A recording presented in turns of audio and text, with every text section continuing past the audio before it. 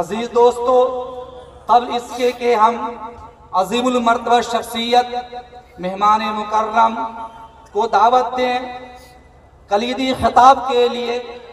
صدر اجلاس ہر دل عزیز شخصیت حضرت مولانا محمد تصور صاحب فلاحی کو دعوت دیتے ہیں، جو نوجوانان امت کو یہ کہہ کر روشن ضمیر بناتے ہیں: تیری خودی میں اگر انقلاب ہو پیدا، عجب نہیں ہے کہ یہ 400 بدل جائے، تیری دعا ہے کہ ہو تیری آرزو پوری، میری دعا ہے کہ تیری آرزو بدل جائے۔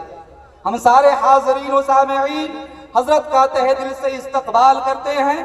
اور استقبال کرتے ہوئے کلیدی خطاب پیش کرنے کے لیے مدعو کرتے ہیں اور زحمت سخن دیتے ہیں۔ اس شعر کے ساتھ حضرت کا خود پیغام امت مسلمہ کے نام ہے: وہ قوم ہی فاتح اور قائد ہے جہاں میں، جس قوم کے اخلاق کی چلتی رہے تلوار، اس قوم کی دنیا میں نہیں کوئی حقیقت، اس قوم کی دنیا میں نہیں کوئی حقیقت، جس قوم کے کردار کا گھٹ جاتا ہے معیار۔ بڑے ہی ادب و احترام کے ساتھ صدر محترم کو دعوت دیتے ہیں، تشریف لائیں اور کلیدی خطاب پیش فرمائیں۔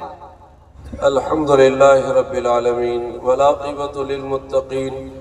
والصلاة والسلام على سید المرسلین وعلى آلہ واصحابہ واتباعہ وازواجہ وذریاتہ وآل بیتہ اجمعین، اما بعد، فاعوذ باللہ من الشیطان الرجیم، بسم اللہ الرحمن الرحیم، لئن شکرتم لازیدنکم، صدق اللہ العظیم۔ ہم سب کے بڑے اور اس وقت کے ہمارے دلوں میں جن کو دیکھنے کے لیے محبتیں امڑ رہی ہیں، اور ہم سب کے اس اسٹیج کی رونق بنے ہوئے ہیں حضرت مولانا محمد عثمان صاحب لدھیانی، اسی طرح تمام علماء کرام، برادران اعظام۔ حضرت مفتی صاحب فرما رہے تھے کہ کلیدی خطاب کہیں گے، آپ لوگوں کو معلوم ہی نہیں کلیدی خطاب ہوتا کیا ہے۔ کلیدی خطاب تو انشاءاللہ ہم جس کو سننے کے لیے آئے ہیں، جس کے لیے ہم بے چین و بے قرار ہیں، جن کا ایک الگ انداز، ایک البیلا اور نرالا انداز ہے، اور اللہ نے جن کی زبان میں جو تاثیر عطا فرمائی ہے اور جو محبت کا پیغام اور جو رسول اکرم صلی اللہ علیہ وسلم کے ان اخلاق کریمانہ کا درد لے کر امت کے لیے ہندوستان کے طول عرض میں اپنے ان اکابرین کی ان امانتوں کو لے کر گھوم رہے ہیں، ہمیں بڑا شرف ہے اور ہمارے لیے بڑی خوشی کی بات ہے کہ الحمدللہ ہم اپنے صوبہ ایم پی میں حضرت کی اس حاضری کو سعادت سمجھتے ہوئے اور رسول اللہ صلی اللہ علیہ وسلم کے اس اخلاق کے اس پیغام کو سننے کے لیے اتنا بڑے مجمع کل اندور میں بھی، آج دیواس میں بھی، اس سے پہلے بھوپال میں بھی، معلوم ہوا کہ ہمارے اور آپ کے دلوں میں آج بھی اس دین کی، ان علماء کی، اس دین کے ان محافظوں کی، دین کے داعیوں کی، دین کے ان سپوتوں کی اور دین کے لیے اپنی زندگیوں کو خرچ کرنے والوں کی جو عظمت اور محبت ہے، یہ پورا مجمع اس کا گواہ ہے۔ آج یہ ٹھٹرتی ہوئی رات کے اندر ہمارے قلوب جن کی آواز سے گرم ہونے کے لیے جمع ہیں، اللہ کرے کہ ان بزرگوں کی اس ایمانی حرارتوں کو اللہ ہماری زندگی کے لیے گرم کرنے کا ذریعہ اور سبب فرما دے۔ آپ نے سنا ہوگا کہ لوگ جس کی محبت میں جمع ہوتے ہیں، لوگ جس کی محبت کے ساتھ جیتے ہیں، لوگ جن کی محبتوں پر مرتے ہیں، اللہ کے رسول نے فرمایا جو جس سے محبت کرے گا کل قیامت کے دن اسی کے محبت کے آغوش میں انشاءاللہ وہ رہے گا۔ اللہ ہم سب کو اپنے علماء سے محبت اور محبت کا یہ عظیم رشتہ نصیب فرما دے۔ ہم مبارکبادی دیتے ہیں مولانا عادل صاحب اور ان کے رفقا کو اور شہر دیواس کے ان نوجوانوں کو جو علماء کی محبت میں اپنے آپ کو جنہوں نے جس گرم جوشی کے ساتھ لگا رکھا ہے، ظاہر ہے کہ ان علماء کی محبت ہی ہمارے لیے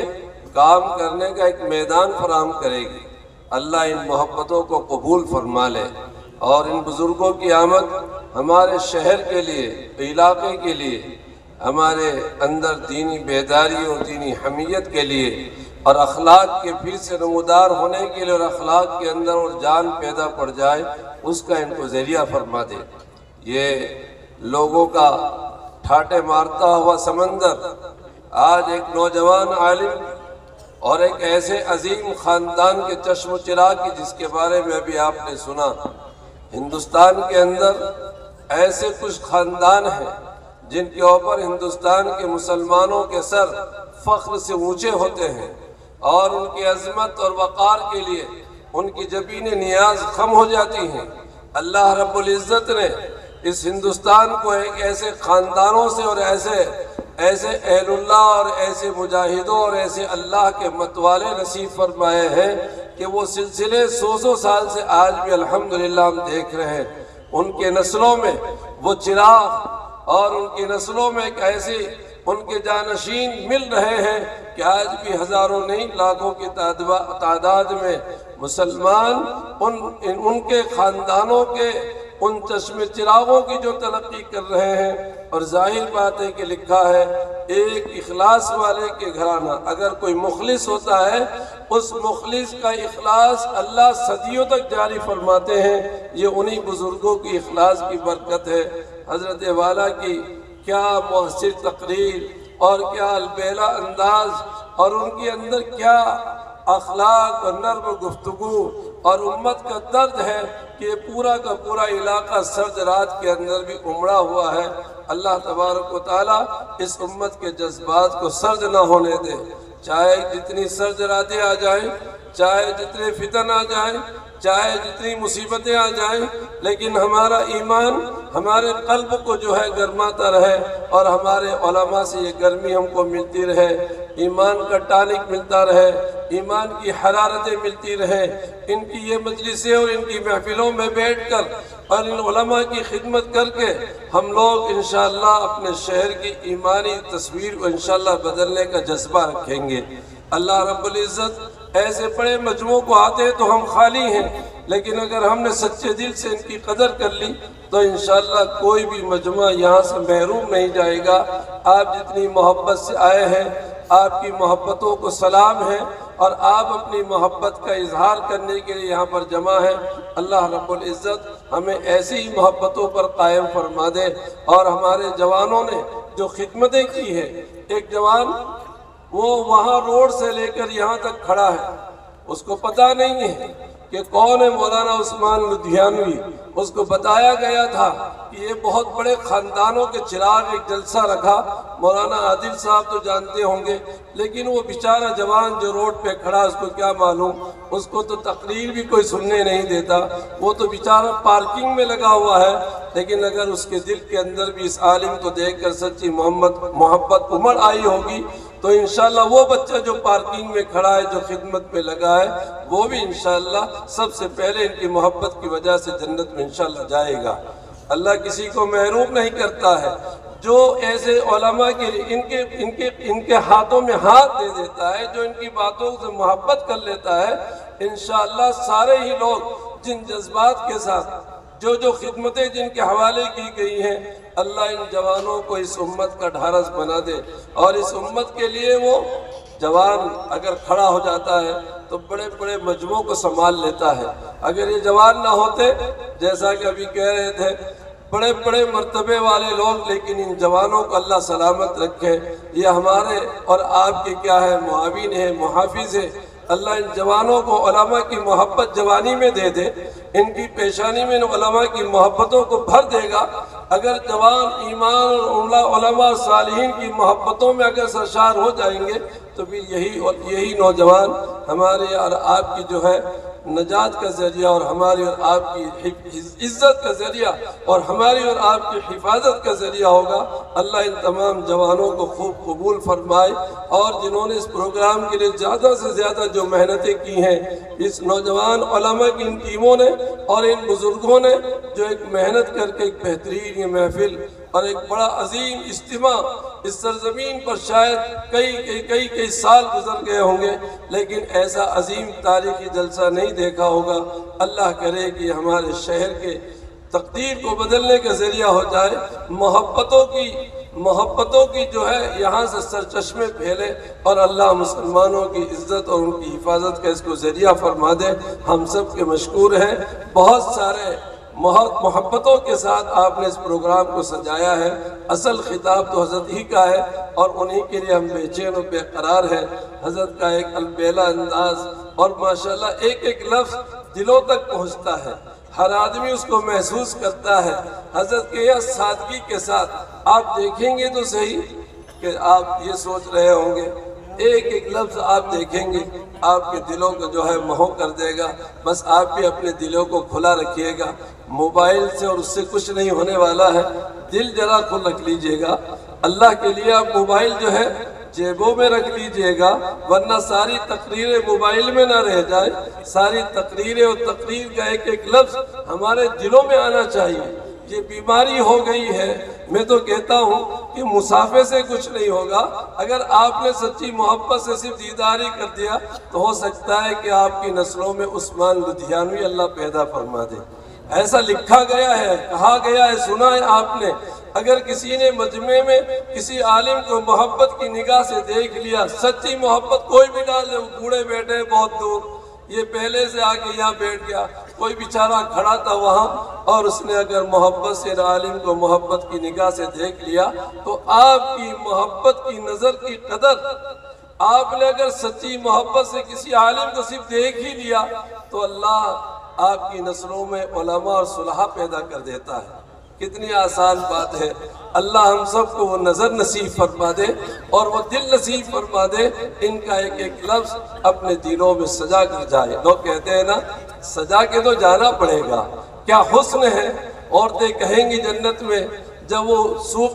کیا حسن ہے، سوق حسن میں جائیں گے، بازار حسن میں جائیں گے ان کے مرد، اور ادھر سے آئیں گے تو ان کے چہرے چمکتے ہوئے ہوں گے، تو جنت میں حوریں کہیں گی، او میاں جب یہاں سے گئے تھے جب تو اتنا حسن نہیں تھا، جب ادھر سے آپ آ رہے ہیں تو یہ ہے کیا، آپ کے چہرے تو اتنے روشن اور آپ اتنے خوش اچھے لگ رہے ہیں، آپ تو بالکل بدل ہی گئے، کیا ہوا، کہاں گئے تھے؟ تو وہ کہیں گے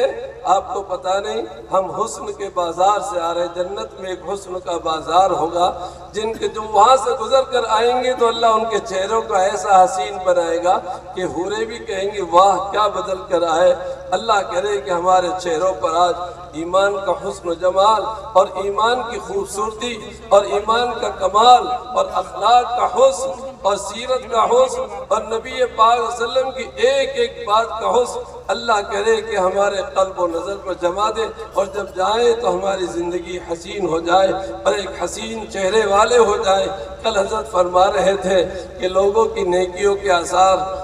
پہلے ہی پتہ چل جاتا ہے۔ ایک چکی پیسنے والا ادنا سا غلام جب اس نے محمد عربی صلی اللہ علیہ وسلم کو دیکھا، جانتا بالکل بھی نہیں تھا، لیکن اس نے بتایا، بولا کہ اے حسین چہرے والے، اللہ ان کے چہروں کی جو ہے جمال کو اور کمال کو امت پر کھول دیتا ہے۔ اللہ کرے کہ آج ہمارے دلوں کو بھی اللہ حضرت کی محبت اور ان کے کمال اور جمال کو ہمارے سینوں میں اتار دے، اور ہم ان کی محبت کے ساتھ سنیں اور محبت کے ساتھ ان کے پیغام کو عام کرنے کی ہم کوشش کریں۔ ہمیں بڑی خوشی ہوئی، اصل حضرت ہی کا خطاب ہے۔ ہم لوگوں چونکہ یہاں ہے کہ مجمع کو جمانے والے ہوتے ہیں، لوگ سوچتے ہیں کہ کیا کرو، کسی نے کسی کو کھڑا کر دو، کسی کو صدارت کر دو، کوئی کہتا ہے کیا کہتا ہے، وہ کہتا ہے، لیکن اصل یہ پورا مجمع جس کا مشتاق ہے اور ہم سب بھی جس کے سننے کے لیے آئے ہوئے ہیں تو وہی ہمارے حضرت ہے۔ اللہ رب العزت آپ کی آمد کو اور آپ سب کی آمد کو بھی، سب کی آمد کو قبول فرما لے، اور اس اجتماع کی خیر کو اللہ ہر گھر میں پہنچا دے، ہر فرد کے قلوب کو روشن فرما دے، اور اس کی روشنی سے اللہ پورے شہر اور پورے علاقے علاقے کو روشن و منور کر دے. آمین یا رب العالمین. وآخر دعوانا ان الحمد للہ رب العالمین.